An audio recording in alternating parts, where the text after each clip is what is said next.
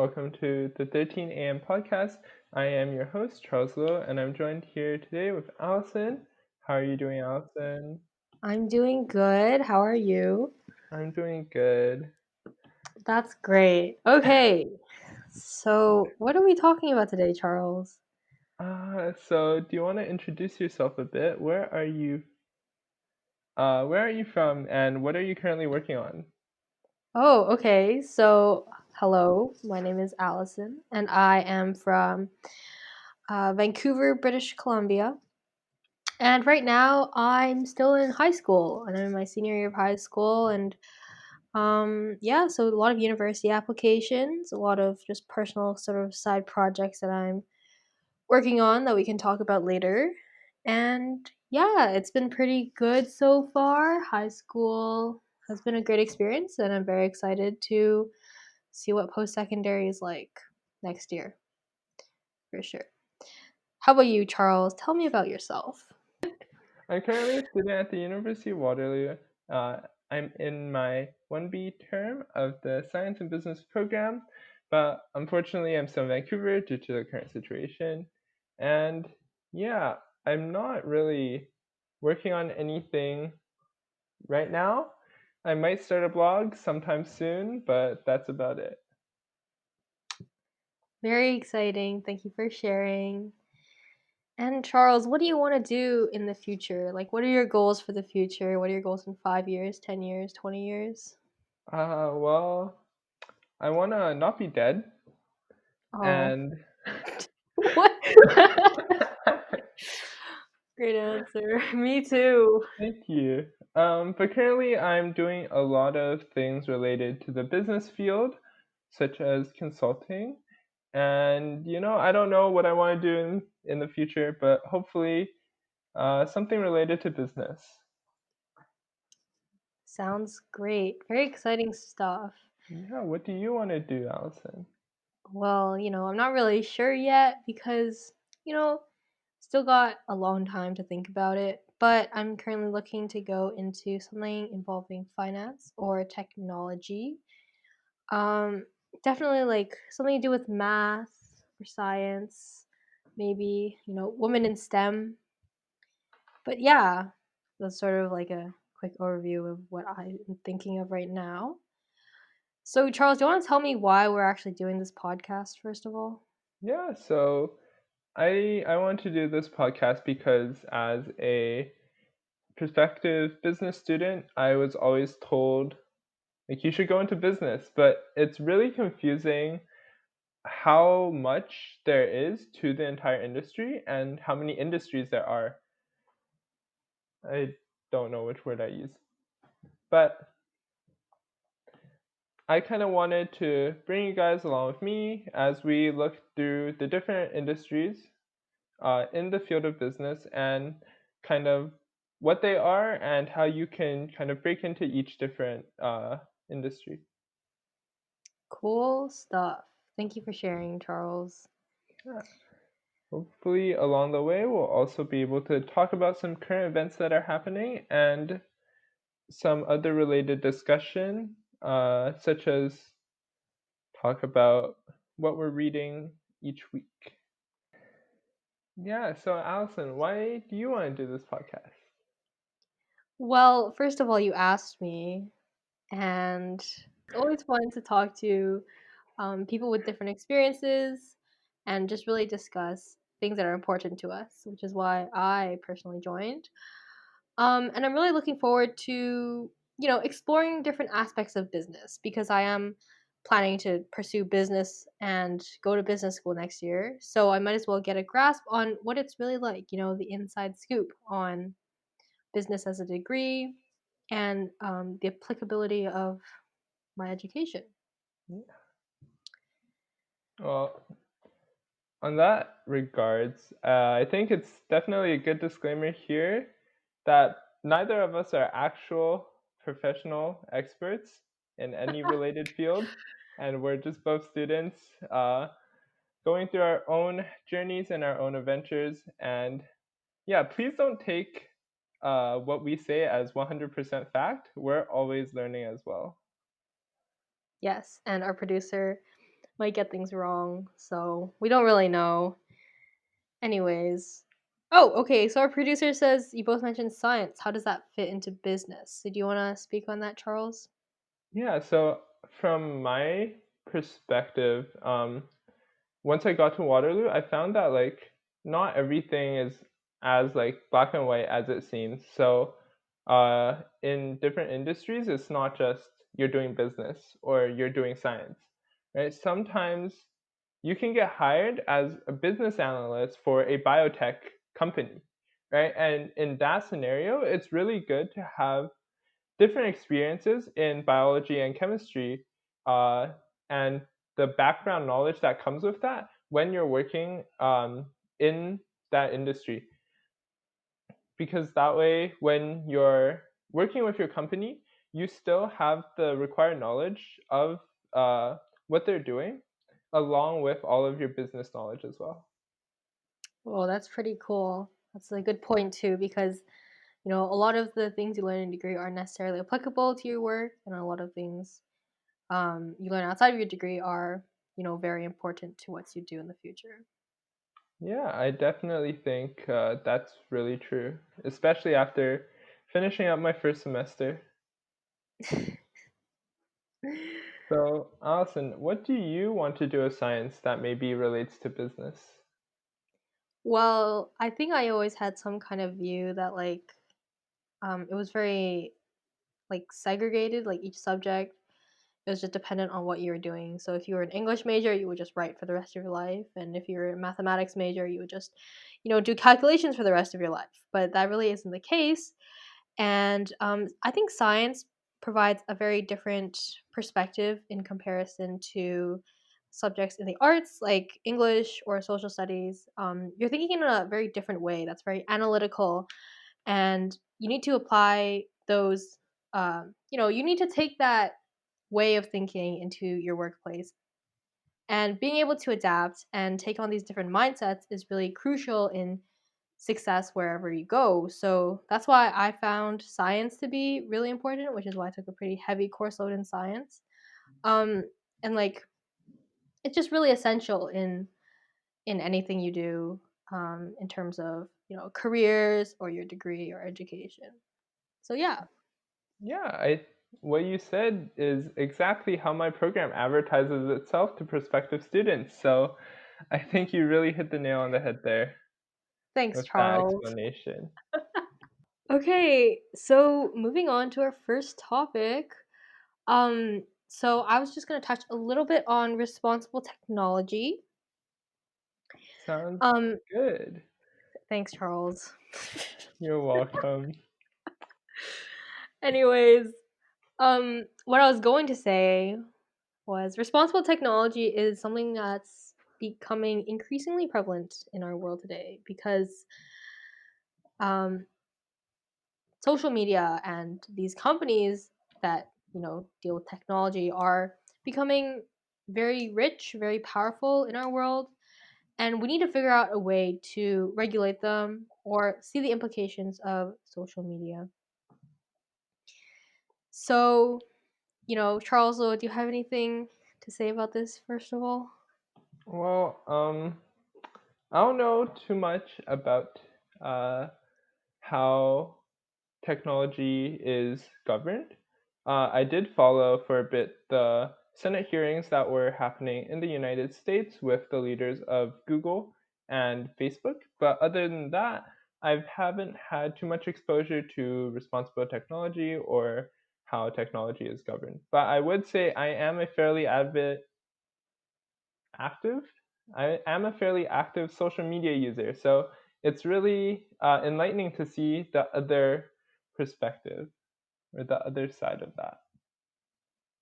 Yeah, for sure. Myself as well, I use social media on a regular basis, and it's a really good way to connect with people that, I don't see, especially because of the pandemic and being safe. So there's definitely big pros and big cons to technology in terms of like privacy, but also if you think about it, without, social media or having social media, it's very difficult to not become stranded in today's world because we're so interconnected through, apps and websites such as like LinkedIn, which helps you find a job, or Instagram, which helps you connect with people. And yeah, Yeah, I think social media is definitely very important to how we function as a society right now, but can you expand a little bit more about why responsible technology is so important, especially right now? for sure, for sure. So, um, this is just from my own research. So, disclaimer: it might not be true now or in the future, but there's a saying that like if you're not getting the product, then you are the product. So essentially, what these services are doing is they're selling your private information, or not private information, they're selling your information to advertisers to target ads on your like feed, or like as a presence on like whatever social media apps you're using. And these advertisers will advertise, like say you search up guitars a lot, then you would get an advertisement for a guitar. And I'm sure that a lot of our listeners have also experienced that kind of thing when you search something up and then a couple days later you get an ad for the same thing you searched up.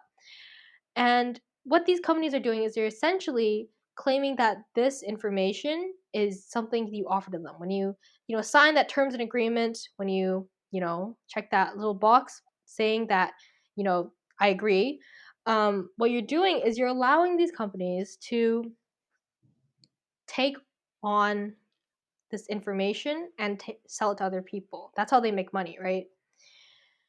And this does pose some kind of security risk if you think about it.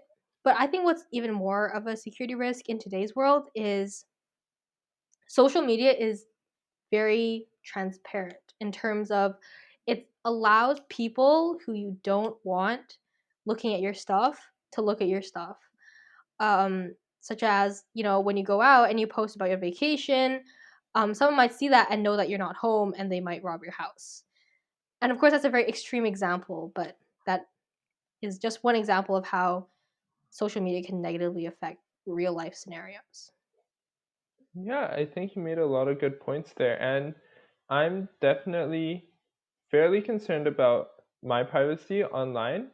But as someone who's not as educated in responsible technology, I may not be fully aware of all of the information that these companies are taking taking from me. Because I know, like, from my point of view, I definitely don't read all of the terms and conditions when I sign up for Facebook. So I think that's definitely a big issue out there. And I guess from the perspective of someone who's not as educated about this topic, what I hear a lot is like people are looking into your video calls, people are recording you through your camera, people are like picking out keywords in your text messages. How much of that is actually true? Well, I think it really depends on the application or websites you're using. In general, I'd like to think that these big social media companies, like Google or Zoom, they are secure enough so that cyber hackers can't access these like very private things, such as your camera or your private text messages. But you have to recall that you agreed to allow these companies to have access to your information. So while it might not necessarily be something that is illegal, it's something that's very concerning in today's world still. Um, but then again, we also have to think about it from the business's perspective in that this is how they're making money. Like, this is how they're keeping afloat. So we can't just completely ban them from, taking our information. We just have to be, I think, more responsible with what we do with the information and whether we agree to it or not, and really enforce like transparency in these companies, I think, is the most important thing. Yeah, that definitely sounds like a really big issue these days. And I guess a point our producer brought up is a lot of these social media platforms do have privacy settings. How can we maximize the effect of those to protect our privacy? Well, personally, like as a student, I think I would have liked more responsible technology education in school. Just being aware that everything you post on the internet stays on the internet forever should have been very clear to us since the beginning, since we started getting social media. And it's very concerning, especially because the age that people are joining social media is getting younger and younger. So these this audience is getting more like liable to like security risks, and these are young children who don't really know the full effect of what they're posting and what they're doing with the information that they're giving to these companies. So I think it's just a matter of education and ensuring that students really have a grasp on what happens when they give their information to these sites. What happens when you change that post to public instead of private. And yeah, I think that's a really crucial part of it, is just educating the general public on the effects of social media. Yeah, and I think that touches on a great point, which I believe is our next point, is that us as youth, how does it like change our perception of responsible technology, and maybe how can we help other youth and other younger children be more aware of the dangers of technology and privacy violations? So it's definitely very difficult, as a peer to convince your, friends to like get off of social media or like not post that thing that might put them at risk. Um, but I think what we need to do is speak to those that are in charge of our education systems of these companies and ensure and hold them responsible for the education of, the future, and making sure that these people are educated on what really goes in to these companies. And it's not necessarily all bad, right? It's not just like some dystopian kind of like futuristic, these people are stealing our data and they're going to do bad things with it. It's not that bad, but just being able to like understand the negative connotations that come with social media is a really crucial aspect that really should be part of our education system. Yeah, I definitely agree. It should be a large part of our education system. For me, my younger brother, who is currently 6 years old, is already playing on our mobile devices every day and accepting privacy things for games. So it's definitely a big issue when it comes to education about um, responsible technology. And I guess that kind of also touches a bit on our next point, is how did growing up around technology affect the way we think about it or affect the way we approach things? Well, okay, so personally, I grew up when technology was just starting out. So, it wasn't just like iPhone 7s, 8s, and 9s when I was growing up. It was more like Samsung and Nokia and BlackBerry. So it's definitely a very different perspective of what maybe like people that are younger than me might view on technology, because when I grew up, I didn't grow up with a screen like constantly in my hand. But I was still surrounded by technology. My parents use phones on a daily basis. So I think if we start normalizing, constantly being on a screen, I think that will have, negative connotations towards youth and how they view technology, because it'll become so normalized just to, whip out your phone when you're bored. And it's already normalized today. So yeah, that's what I think. What about you, Charles? Yeah, I definitely agree. It's becoming more of a problem for me whenever I'm in a meeting when I get bored, I just go on my phone and scroll through social media because it is so addictive. But I guess like when you try and cut off social media, it seems so important to you for communication and for school. It's really hard to survive, especially right now in the environment we're in. It's so hard to survive without social media. What can we do? Well, I think I already answered that question. Just really enforcing education um, for students and the younger generation. They're growing up with screens and they need to know, you know, what are the connotations behind using these screens constantly. And there's nothing wrong with using your phone, and there's nothing inherently wrong with making a Facebook account, but there are risks involved that we need to be aware of, I think. So that's my answer to the question. Yeah, I think those are some things that we should really be aware of right now. And thank you so much, Allison, for the introduction to responsible technology. I think it was really great. Um, Unfortunately, I know you have a lot more to talk about on this topic, so we'll keep on expanding on our on our conversation around responsible technology in future episodes of the podcast. But right now, we're gonna have to move on to the next topic. Okay. You want to introduce that? All right. So, as we've already stated before, Charles Lowe is currently studying business. That So, as a prospective business student myself, we're going to ask him a few questions. So, first of all, Charles, what is business at its core? How do I answer that question? What is business? You're literally studying It's it. I know, but like I don't want to say the Wikipedia definition of business. You know what? I'm gonna say the Wikipedia definition of business. Yeah, so I guess business at its core is the buying and selling of goods or services, um, or any activity that you do to make a profit of some kind. But that's such a vague definition that when you say I want to go into business, I don't think you're meaning I want to buy and sell goods for profit, right? There's so many different fields and industries within overall what we call or what we define as business that it's really hard to define exactly what it is. For me, there's kind of like two ways that I look at what I can go into in business, and one that's from looking at a smaller company's point of view. And the second way I look at it is looking at like overall larger firms and corporations and what they do. And I know like that's probably not like the actual correct way to be looking at business, but that's kind of what I'm doing to help separate it into more manageable pieces for me to look at.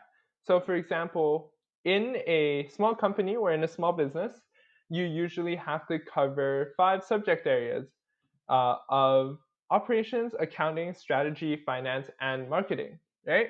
And within those different areas, there are roles you can go into. So, for example, for operations, there are HR jobs available, or for accounting, there are many CPA or bookkeeping jobs available. And that kind of helps me separate what I want to go into or what I want to study in business. And like, honestly, it just helps me break it down into more manageable pieces so I can go through each field and see what there is. Thank you, Charles, for that quick and very nice overview of what business is. Do you have anything else to say regarding your experience, as someone who is studying business? What have you learned? What have you seen? What have you observed? Yeah, so I guess I'm not in the typical commerce program that you would normally go into in university when you go for a bachelor's of commerce.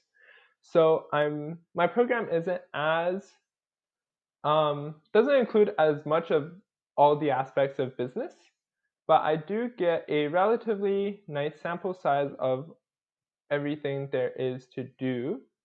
Um, for me, a lot of my focus in the business field right now has been with management consulting. So that makes for a very nice transition to our next topic, which is what is university online like?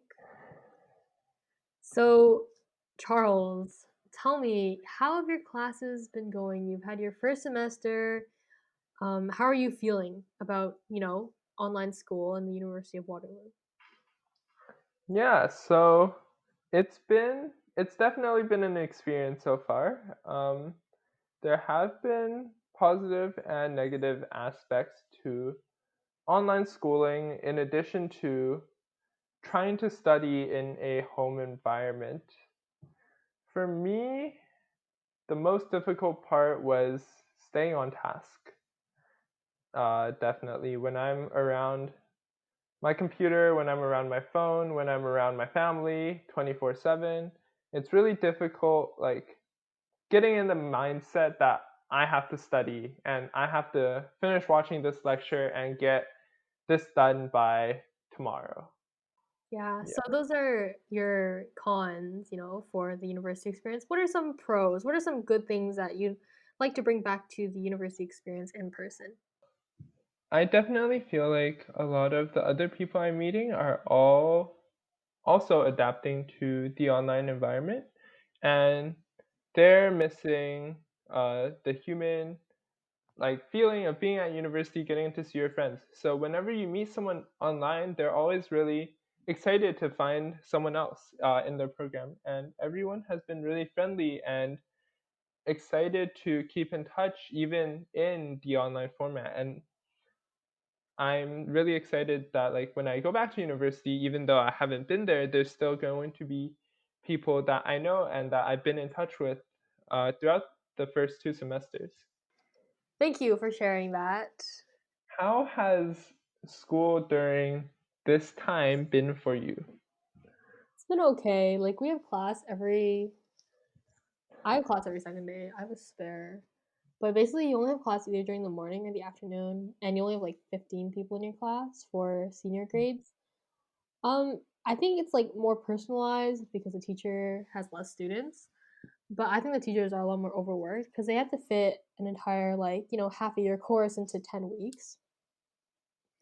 But like in general, everyone wears their masks and does the right things, wash their hands, use hand sanitizer when you come in, go in and out of the same entrance and don't walk around the school too much. And I don't think like it's necessarily like unsafe. Like I don't feel unsafe going to school, but there's definitely some concern in terms of the transmission of disease because everyone is so close to each other anyways. Yeah. I don't know. How is like the academic workload for Waterloo? Yeah, so the academic workload for me, I guess, is it's fairly different compared to all of my other friends. But they're all in different programs, so I can't speak too much for everyone at Waterloo. But for me, the workload hasn't been overwhelming. It hasn't been underwhelming and it hasn't been overwhelming, but it goes a little bit both ways at some time. There's lots of times where it's like everything's due on the same day at the same time, and you have to have like 2 midterms, a midterm project, and everything due in 1 week.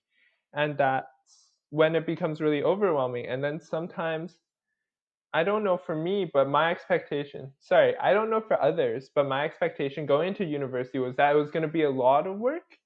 And it's a little bit of less work than I originally expected. So I guess it's kind of been both a lot and not as much as I thought at the same time. Oh, so well that's good because I don't know. There's a lot of horror stories about Waterloo, especially like STEM fields that are very very intense course loads and very competitive sort of environment. But I guess that's kind of like mitigated because you are, you know, across the world in terms of like students in the school, and there's less of a student to student kind of competition.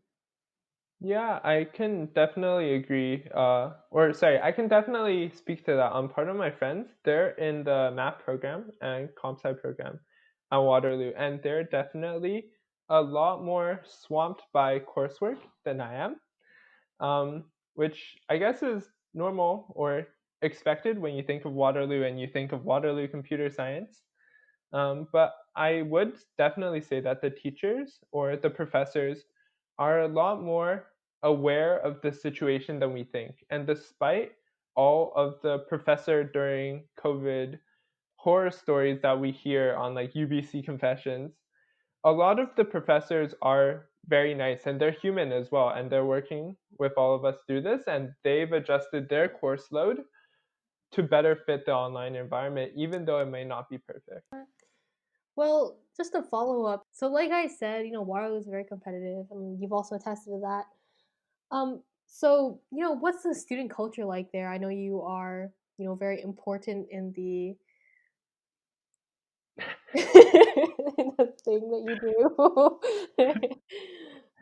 I know you're a very prominent leader within your program. So tell me what like the sort of culture at Waterloo is in terms of like extracurricular activities in society. From my perspective in my program, which is the only one I can speak to, all of the people in the program are very, very nice and very open to talking and helping everyone, which I guess isn't the type of person you think of when you think of Waterloo student, or when you think of like the stereotypical Waterloo student, they're always stuck in their dorm studying computer science, not talking to anyone. But all of the people in my program, and I think that's partially attributed to it being a business program as well. Everyone in my program is always very nice, eager to help out, and to work with everyone. And I think that culture has been developed through our professors and our courses, where group work is very encouraged, and as well to just generally like the culture of the program that we have. And from my personal experience, all of the upper year students that I've met have been incredibly helpful, walking me through course selection, the co-op experience, how to find jobs, where to look for extracurricular activities, like even referencing me to like their former employer. All of the students that I have met have been incredibly helpful. So Yeah, I think that really speaks to like the business aspect of the Waterloo program that you're in. And yeah, that sounds great. Personally, I applied to mathematics and business double degree co-op program at Waterloo. Do you have any input on that program specifically? yeah, from what I've heard, it's a really great program, although it can be at times very academically challenging, because you are doing 2 degrees in the same time span as you would do one. But from I haven't heard too much about it because all of my friends are only in the math program. But for math, they have done a lot more advanced things a lot quicker than I would have expected for first year math. And the academic challenge of that program is still very high. I feel like every time you like say something really long, I'm like, wow, how great. Thank you for sharing. I sound so awkward and like sarcastic. I'm not sarcastic. I'm very appreciative of your time. No, thanks. Okay. So, we're nearing the end of this episode that's been very long. So we might split into two. So this might be part two. Who knows?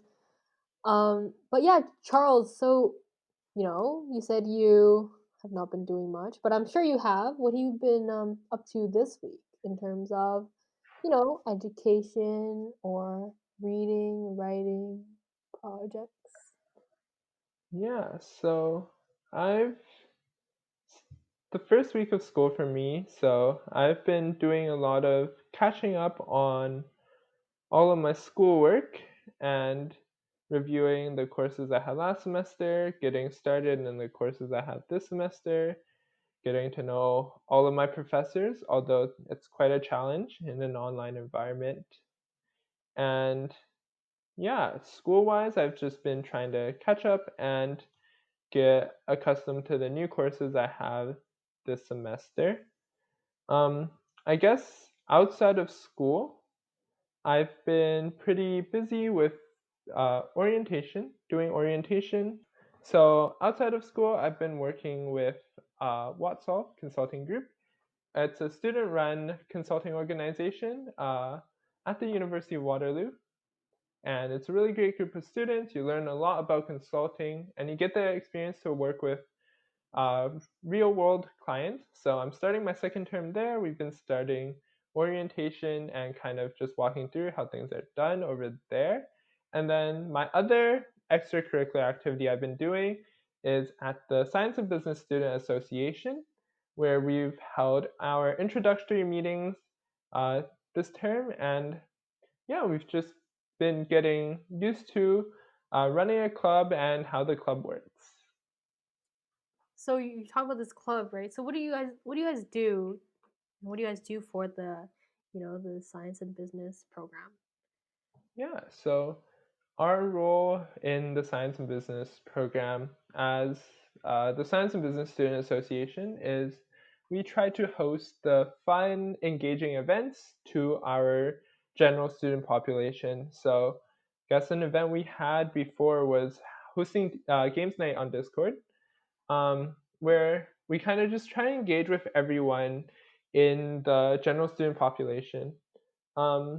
We have done a little bit of what's it called? Professional development, but that's usually reserved for another group within the Science and Business organization. So I guess our role is mainly for fun. So Allison, what have you been up to this week? What are you doing? Well, my course was pretty easy this quarter, so I've been, looking at a lot of post-secondary options right now. I've finished applying to basically everything. But I'm just right now I'm just like sort of looking at where I want to go because I haven't really made like any choices in terms of, top program choices yet. Okay. And I also have been looking at pursuing some personal projects such as this podcast or extracurricular activities. Student council is definitely a big one. And yeah, it's not been really bad, but it definitely will be a lot more busier when we go into the next quarter, since my course is a lot heavier. That sounds great. Okay. Thank you everyone for tuning into this first episode of 13 a.m. I am your co-host, Charles Lowe, and my other co-host, Allison. And special thanks to our producer, Veronica. She's sitting somewhere in the back, figuratively. I think I used that word correctly. And I hope you guys tune in to our next episode. Yay!